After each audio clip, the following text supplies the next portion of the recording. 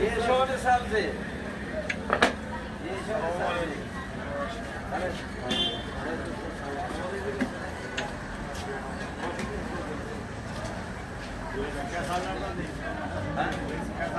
Yeski kasalar. Oğlum bana kelingizler, konu tarbisi ko'ringizlar. Bana savdoga e'tibor beringizlar. Köylarga ketsin, ha? Kechagi tarbisda endi u shirinligini qara. Bachchalar endi hayotga shunday ham.